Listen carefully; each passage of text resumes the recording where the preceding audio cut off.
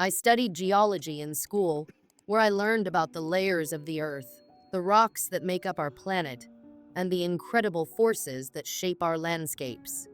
But my true passion led me down a different path. Instead of staying in a lab or working in an office, I became a ranger in the beautiful southeastern United States. This was the dream I had cherished since childhood. Ever since I was a kid, I felt a strong pull toward the great outdoors. I would spend hours outside, exploring the woods behind my house, collecting rocks, and studying the plants and animals around me. I loved the calm of the wilderness, the sound of the wind whispering through the trees, and the untouched beauty of nature. The gentle rustling of leaves, the chirping of birds, and the bubbling of nearby streams filled me with joy. It felt like a dream come true when I became a ranger, a role that allowed me to work and live in the very places I adored.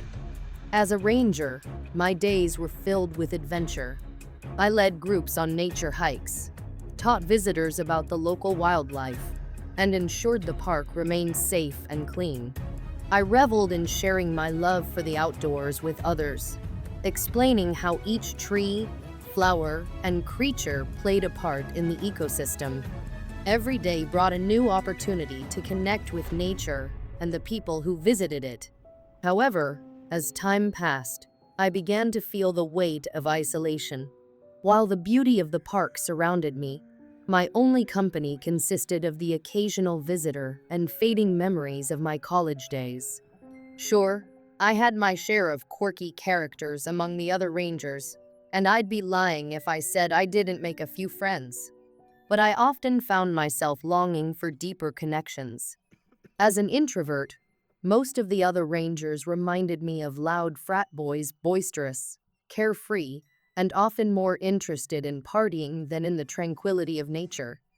Despite this, I did manage to find some folks who enjoyed hiking and fishing, people who shared my passion for the outdoors. We would spend weekends exploring hidden trails and fishing in quiet streams. Those moments were the highlights of my life, where I felt less alone. We would laugh, share stories, and bond over our shared love for the wild. But for the most part, I did my duties and spent a lot of time alone. I worked in the field for about 20 years, immersing myself in the rhythms of nature. The sounds of the forest became my soundtrack, the colors of the changing seasons my art. I learned to recognize the calls of different birds, the tracks left by animals, and the way the sun moved across the sky. Nature became my solace, a peaceful refuge from the world. One day, about 10 years ago, something special happened that changed my perspective. An elderly couple caught my eye as they wandered into the park. They were not your typical tourists. There was a certain familiarity in their eyes, a kind of longing that piqued my interest. As I observed them from a distance, I could see they were deep in conversation, occasionally glancing at an old photograph they held tightly in their hands. The warmth in their smiles and the tenderness in their voices drew me in. They were visiting from the West, coming back to the park where they had gotten engaged many years ago. The couple was searching for a special spot from their past, captured in that photograph. However, with age and time, the landscape had changed dramatically, and they felt lost among the towering trees and winding trails. I could see the determination etched on their faces, but I could also sense their frustration. They seemed overwhelmed, like they were trying to find a piece of their past in a world that had moved on without them. Moved by their story, I approached them with a warm smile and offered my help. As I spoke to them, their faces lit up with gratitude. We pored over the photographs together, their wrinkled hands pointing out landmarks while their voices trembled with excitement. Each detail of the image sparked memories, and I could see how much this journey meant to them. I felt honored to assist them in their search for a piece of their history. After some discussion, I decided to drive them in my vehicle. As we made our way through the park, The silence was broken only by their soft whispers and the crunch of gravel under the tires. It felt like we were embarking on a small adventure, a quest to rediscover something precious. The couple shared stories about their past, and I listened intently. They talked about their engagement, the dreams they had for their future, and how life had taken them on unexpected paths. Their love story unfolded before me, and I couldn't help but feel a sense of connection. We hiked the last stretch, the forest alive with the rustle of leaves beneath our feet. When I say I escorted them, I mean they followed me in their Toyota 4Runner. There was no way I would lead these city folks deep into the wilderness without a way for them to get back. They had proper boots and a 4x4, which told me they took off-road travel seriously. Still, I was cautious about how far we would go. It was still early afternoon, and my duties for the day were finished, so I spent about an hour bumping around the backside of a basin along the river. I knew their spot had to be nearby the rocks, the trees, the way the earth dipped in the photo. This area had everything we needed. As I drove, I shared details about the park, the different species of trees, the wildlife that called this place home, and the stories behind some of the trails. It felt good to share my knowledge and passion for this land with someone who appreciated it. They listened eagerly, asking questions and expressing wonder at the beauty surrounding us. The sun began to dip lower in the sky, painting the landscape in golden hues. We passed by towering pines and sprawling meadows, the beauty of the park washing over us like a warm embrace. I felt a sense of joy in being able to share this experience with them, guiding them through the wonders of nature. As we drove, the couple grew more animated, their excitement bubbling over as they recounted stories from their lives. I found myself laughing along with them, their joy infectious.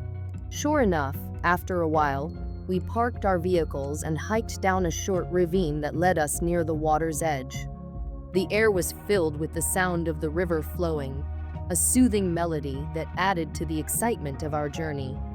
The sunlight shimmered on the water, creating a dance of light that was mesmerizing. Right there, in this little earthy pocket, was the exact spot from their photographs.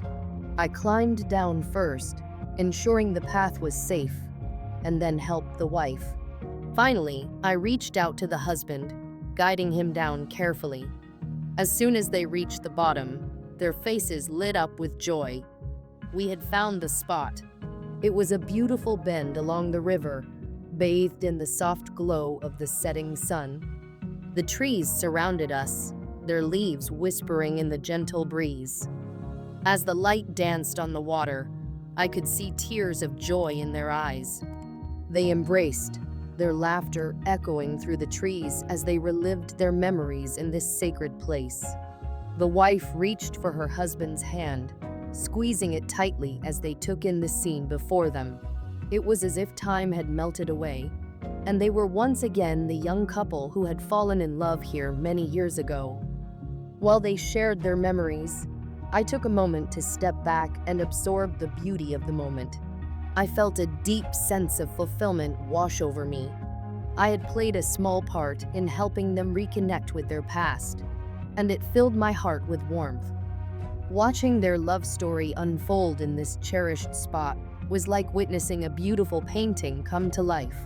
As the sun dipped lower, casting a warm glow over the river, the couple shared more stories about their life together. They spoke of their travels, the challenges they faced, and the love that had kept them strong through it all. They laughed about their adventures, recalling the times they got lost, the silly arguments over directions, and the joy of finding their way back to each other. I listened, captivated by the depth of their bond and the way they cherished each moment. As I stood back, observing them, I felt a sense of belonging that I had missed for so long. In that moment, surrounded by nature and the love between two people, I realized how important connection is not just to nature, but to each other. I left them there, two silhouettes against the fading light, a picture of timeless love. It was beautiful to me that they made this journey not just the miles over the land, but through the very envelope of time itself. They were out here to satisfy their younger devotions of love, to relive a moment that had shaped their lives. Eventually, as the sun dipped below the horizon, painting the sky in brilliant hues of orange and pink, I knew it was time for me to leave. I didn't want to intrude on their moment, so I quietly made my way back to my vehicle. But before I left, I turned back to catch one last glimpse of them. They were sitting on a large rock, their hands intertwined, gazing at the river as it flowed gently by. In that moment, I felt a wave of gratitude wash over me. I was thankful for the chance to meet them, to help them reconnect with their past, and to witness a love that had stood the test of time. I realized that as a ranger, I wasn't just a protector of nature. I was also a keeper of stories, a bridge between the past and the present. As I drove away from that spot, I couldn't help but smile. I felt a renewed sense of purpose. While I often felt lonely in my role, I understood that the connections I made, even if brief, were meaningful. Each visitor had their own story, and I had the privilege of being a part of it, even if just for a moment. I continued my journey home, the sounds of the forest accompanying me. The trees whispered their secrets. The stars began to twinkle in the darkening sky, and I felt a sense of peace. I knew I would carry this experience with me for a long time. It was a reminder that love, connection, and the beauty of nature were intertwined in a way that was both profound and uplifting. And so, the adventures continued. Each day brought new visitors, new stories, and new opportunities to forge connections. I looked forward to the next couple who might wander into my park, hoping to find their own special place, their own piece of the past. And as a ranger, I would be there, ready to guide them on their journey, knowing that every encounter held the potential to be something truly beautiful. As I watched them take photographs, smiles stretching across their faces, I felt a bittersweet twinge in my heart. I knew that their love was something rare and precious, something that many people searched for but never truly found. I thought about my own life, the connections I had missed, and the relationships that had slipped through my fingers. I know it sounds silly, but this is the kind of affection that inspired me to become a ranger, a love for the land, for people, and for every fleeting moment in between. As I returned to my station, though, a strange unease gripped me. I couldn't quite put my finger on it, but something felt off. Perhaps it was the silence that had fallen over the forest, or maybe it was the shadows lengthening as the sun dipped below the horizon. I shook my head, trying to dismiss the feeling. I had spent years in this wilderness, and I knew how to trust my instincts. But this unease lingered like a shadow at the edge of my thoughts. That night, as I sat in my cabin, I couldn't shake the feeling of something watching me. The usual sounds of the forest seemed muted, as if the trees were holding their breath. I tried to focus on the tasks at hand, cleaning my gear, checking my supplies, but my mind kept drifting back to the couple. I wondered how they were doing, if they were still reliving their memories by the river. The thought of them brought a small smile to my face, but it was short-lived. The unease grew, creeping into my thoughts like an unwelcome guest. I glanced out the window into the darkness, the trees swaying gently in the wind. Everything looked peaceful, but I couldn't shake the feeling that something was just beyond the shadows, something I couldn't see but could sense lurking. That night, I decided to turn in early. I pulled the blankets tight around me, hoping to find comfort in sleep. But as I closed my eyes, sleep eluded me. I could hear the sounds of the forest, the rustling leaves, the distant calls of animals. But in the silence that followed each noise, I felt a growing tension. I tossed and turned, unable to find a comfortable position. Just as I was about to drift off, a noise jolted me awake. It was faint but unmistakable, a soft whisper carried on the wind. I sat up, straining to listen. The whisper grew louder, almost like a conversation, but I couldn't make out the words. My heart raced as I realized the sound was coming from outside my cabin. With a sense of dread, I swung my legs over the side of the bed and crept to the door. I opened it slowly, peering out into the darkness. The forest was alive with sounds, but the whispers had stopped. I strained my ears, trying to catch any sign of movement.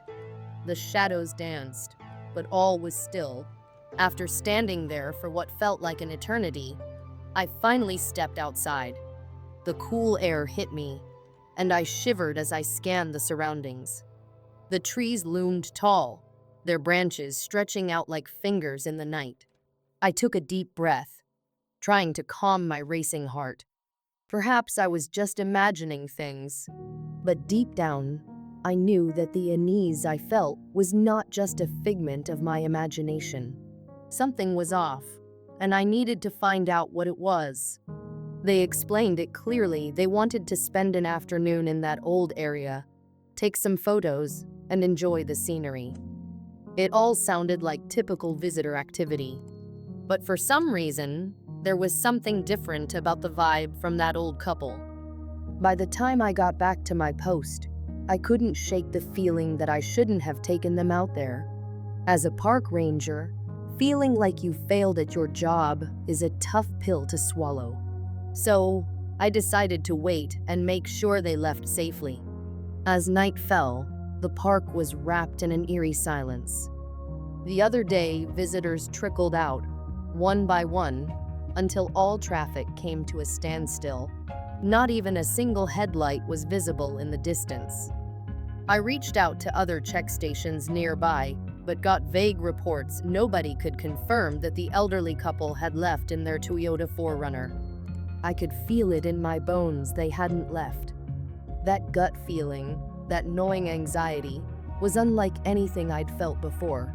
I left my assistant at the entrance station and retraced the drive I'd taken into the canyon. There wasn't a soul around, just a couple of overnight campers who had the proper permits. I continued until I reached the drop-off point and spotted the 4Runner sitting there in the dark. It sent a chill down my spine and made me break into a sweat. My mouth went dry, and my fingers trembled uncontrollably. I shifted into park and turned off the engine, but kept the headlights on. It was pitch black, and I knew I needed all the help I could get.